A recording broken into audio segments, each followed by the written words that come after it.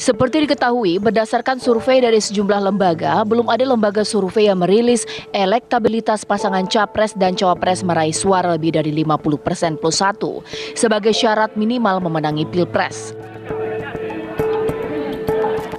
Sejumlah hasil survei kini terus menunjukkan tren persaingan ketat paslon nomor urut 1 Anies Baswedan dan Muhaimin Iskandar dengan paslon nomor urut 3 Ganjar Pranowo dan Mahfud MD. Keduanya bersaing ketat di urutan kedua dan ketiga. Sementara paslon nomor urut 2 Prabowo Subianto dan Gibran Rakabuming Raka masih menduduki posisi teratas di sejumlah lembaga survei. Lantas, sejauh mana kerjasama koalisi Anies Imin dan Ganjar Mahfud akan terjalin? Seberapa solid basis masa kubu 01 dan 03 menghadapi putaran kedua? Mengingat basis masa kedua kubu memiliki ideologi berbeda.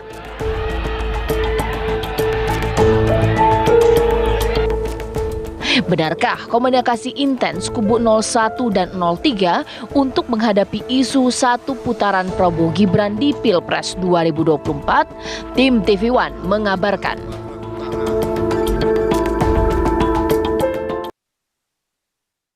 Ya, kurang lebih hampir sebulan lagi ya pemirsa ya, kita akan menggunakan hak suara kita untuk memilih presiden dan juga wakil presiden. Tampaknya masing-masing capres dan juga cawapres pun memikirkan strategi paling jitu untuk memenangi Pilpres 2024.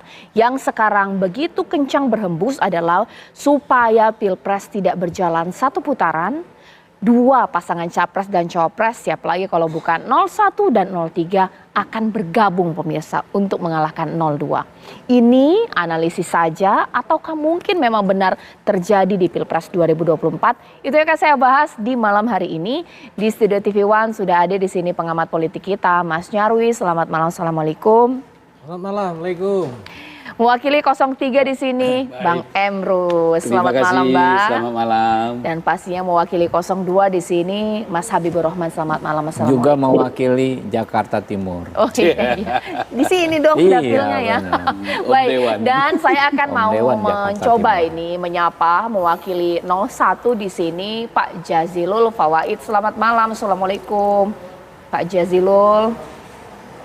Selamat malam, waalaikumsalam Caca, Mas Habib, Pak Emrus, dan Mas Nyarwi. Sehat Pak Jazil. Sebelum saya ke Mas Habib Rahman, mungkin saya ke Pak Jazilul dulu ini. Benarkah itu Pak Jazilul bahwa mau bergabung ke 03 demi mencegah Pilpres berjalan satu putaran? Kan beda sekali nih dari masa, falsafah koalisi dan juga ideologi. Kok bisa berhembus kencang seperti itu? Ya, biasa dinamika, isu, wacana itu berembus, itu hal yang lumrah. Dan memang dari awal pasangan 01 tidak pernah menutup komunikasi dengan siapapun.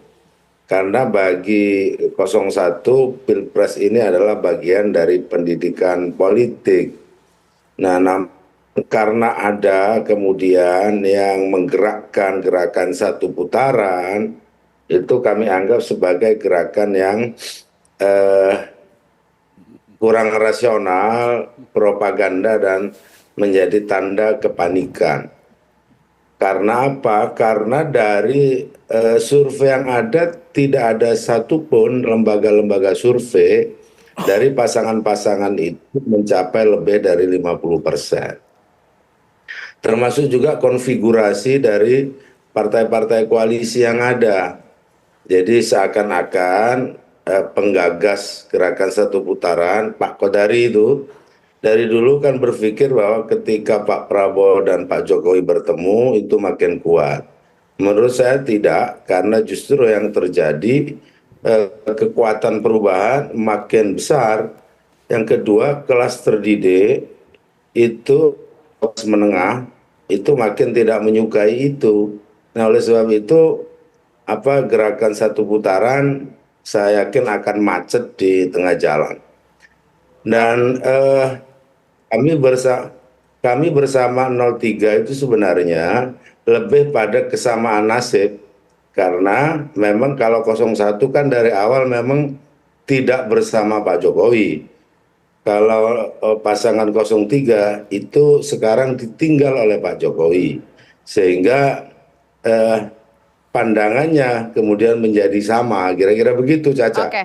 Sekarang saya ke Bang Jadi Ya. kami dengan 03 itu dipersatukan oleh nasib yang sama lah, Oke. kira-kira begitu. Ya, apakah sama seperti itu juga alasannya Bang Emrus dipersatukan oleh supaya nggak satu putaran begitu? Bagaimana Bang Emrus? Saya pikir ini realitas politik gitu ya. Peluang untuk satu putaran ada, peluang untuk dua putaran juga ada. Karena statistik itu kan teori peluang, teori kemungkinan begitu ya.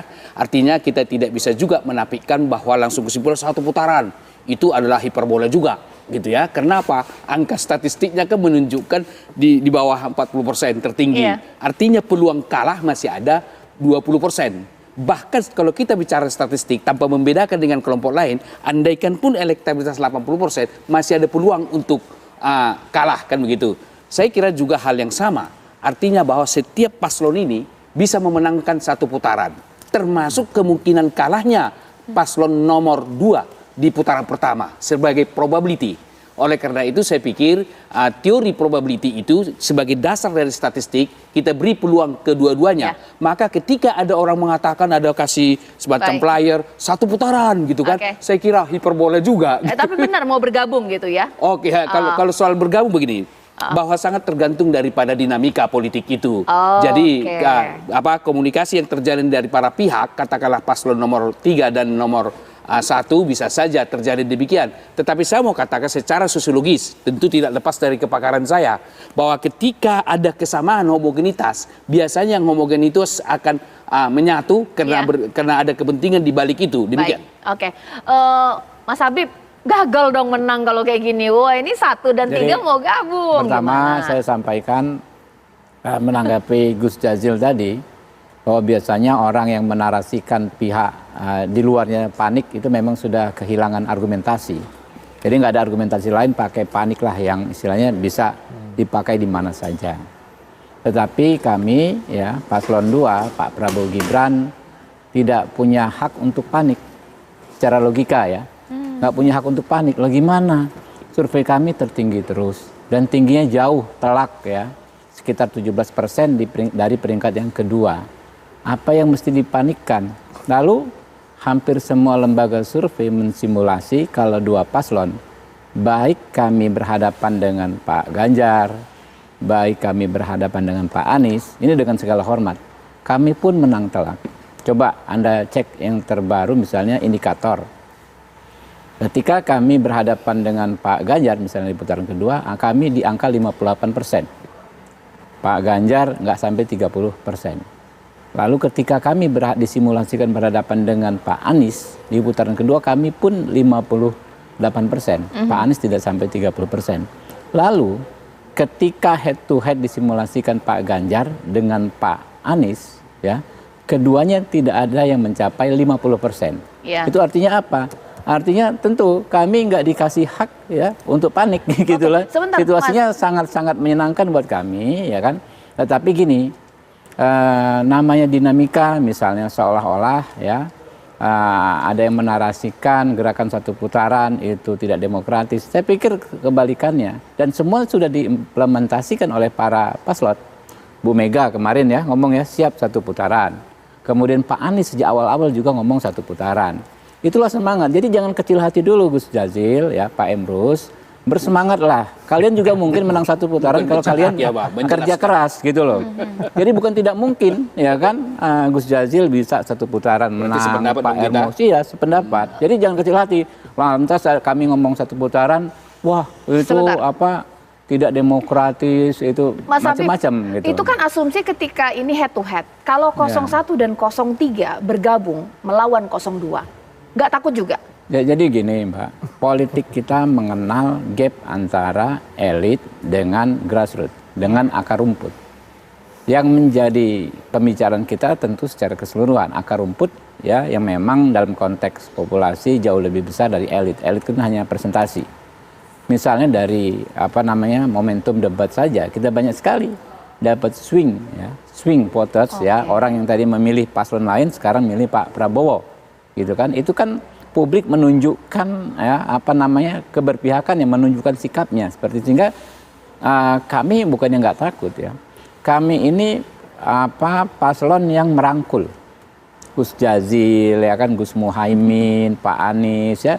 Kami kalau bisa merangkul, lalu Pak Hasto ya kan, Pak Emrus. Kami ini pengen juga diajak-ajak ketemu kayak kemarin Pak Hasto ngajak ketemu ya, kami membuka diri. Pengen juga gitu loh. Toh misalnya pengen bergabung ya kan ya. Misalnya pada putaran pertama belum dapat kesempatan maju ya kan. Itu kan yang bisa membuat orang panik karena dak-dikduk ini maju nggak ke putaran kedua. Kalau kami kan ke putaran kedua insya Allah gitu kan ya. Nah kalau toh misalnya gitu kan ya di putaran kedua tidak terwakili.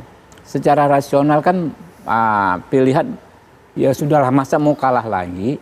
Di putaran pertama sudah kalah ya kan, kedua juga kalah. Kenapa nggak bergabung dengan yang sahabat, sama-sama sahabat ya kan, yang lebih mungkin menang gitu loh. Oke, Pak Jazilul, kalau Pak Jazilul mencermati kata per kata, ini justru 02 ngajak 01 gabung ini, gimana? Kawan kita, friend.